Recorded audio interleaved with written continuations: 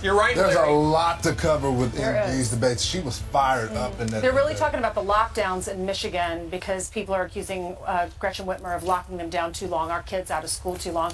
In New York, the focus was really on crime. And with Fetterman, because he suffered that stroke about 5 months ago, Right. everyone was tuning in to see if he was going to be able to handle himself properly. Right, because only one debate. It was last night in the Commonwealth of Pennsylvania. And so much is on the line because statistically they are in a dead heat. And the question was, how would Mr. Fetterman do after having had the stroke? And of course, his campaign came out a couple of days ago and said, don't expect him to do really well because this is Dr. Oz's department. Dr. Oz has been on TV for 20 seasons. He's going to be great. Well, as it turns out, we're going to play you But some... he has the experience. He's lieutenant governor. Well, yeah, for a term, that's right. And so the big question is, how recovered was he?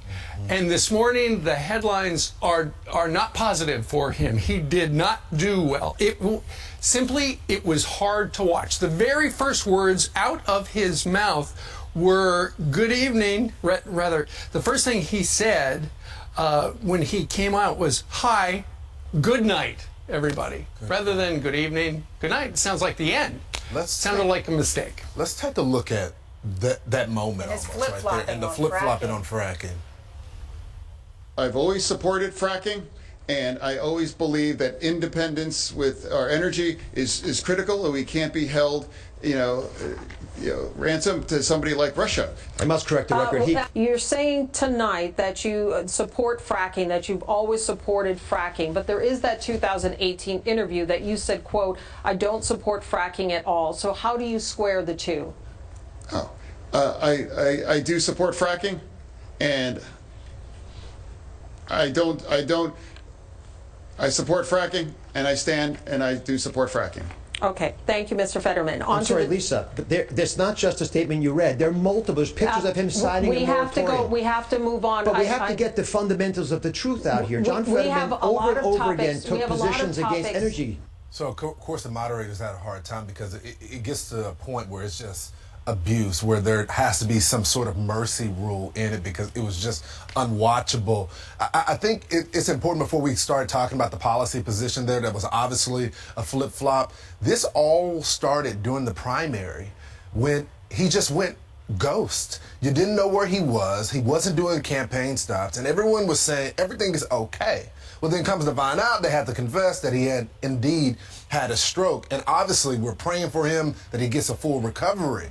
But it comes to a point where, does the power mean that much more? I mean, you cannot watch that debate and not come to the conclusion that his health and recovery should be his top priority. And then you get into the policy position, which he clearly could not defend on that stage. It was painful to watch. They asked about a doctor's report, and he said, I think standing up here is being transparent enough, actually showing up for this debate.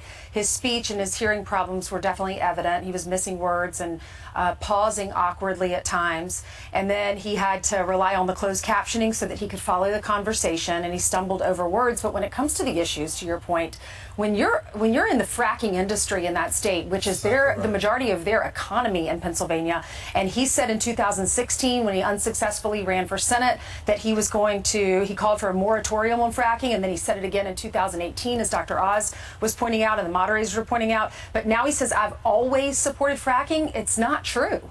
Yeah, it is not. But last night he made it very clear in his response, I'm for fracking, even though they called him But on do it. we believe the Fetterman of this year or the Fetterman of 2016 and 18? Politicians oftentimes change their position, but it was hard to watch, and you've got to figure on this Wednesday morning, whoever in the campaign thought it was a good idea that he do that debate last night, they're probably saying, what everybody's saying, what were you thinking? Yeah. You wonder whether it is just the auditory. They thought that they could accomplish it. They didn't want to do any of them. But how much of it had to do with the stroke, and how much did it have to do with the fact that he had positions that were hard to defend, and in particular, the fracking thing and crime and stuff like that. Yeah, I mean, he said taxpayers need to pay for injection sites for drugs. He said no restrictions on abortion in the past. He supports sanctuary cities. And Dr. Oz said Fetterman is far too left, and he did say, I would support President Trump if he decides to run again. I'm Steve Doocy. I'm Brian Kilmeade. And I'm Ainsley Earhart. And click here. Brutal debate at times last night. What is the latest following it? Anderson, just a few moments ago, John Fetterman came to this rally. You can see behind me the Dave Matthews Band is now rallying supporters. But John Fetterman directly addressed the elephant in the room. He directly addressed his challenges at the debate last night in Harrisburg. And he bluntly said he's still recovering from his stroke. Listen to what he said. And honestly, of course, to be honest, doing that debate wasn't exactly easy. You know,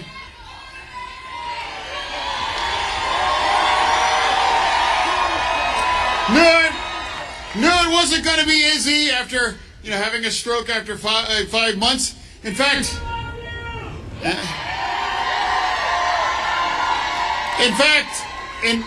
I don't think that's ever been done before in American political history before, actually. After that stroke, I got knocked down, but I got back up.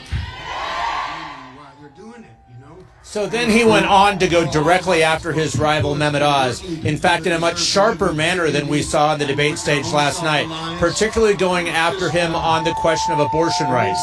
That has become a central issue here. The Fetterman campaign released a new ad today focusing on those words about abortion, when Dr. Oz said on the stage last night that local political leaders should also have a role in making the decisions for women. He also said that his campaign raised $2 million today after the debate.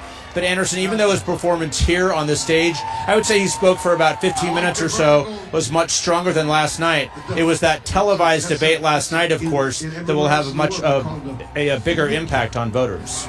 Yeah, you've also been speaking to voters there. What have you been hearing, and do you get the sense that last night's debate changed anyone's mind? We did talk to several voters today across the state as we traveled here to Pittsburgh. And really, Fetterman supporters, if they went into the debate supporting him, they still stuck with him, even though one told me that she's worried that Dr. Oz now has more ammunition against him. But take a listen to these conversations we had earlier today in Bedford, Pennsylvania. He gets healthier every day. You can see that just by watching him on the television and things. Yeah, he's come a long way. The stroke's a hard thing to get over. It was embarrassing. I was embarrassed to think that anybody with that present situation, health and the way he thinks and his mind and what he wants for Pennsylvania, would actually be running. It was embarrassing to me.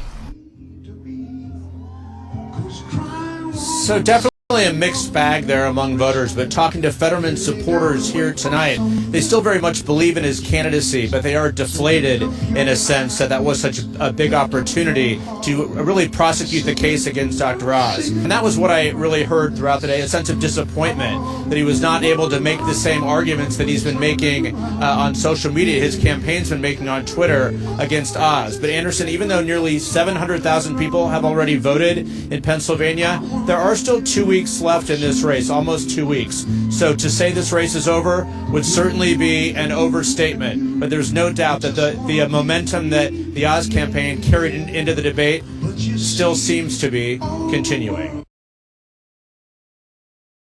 Brutal.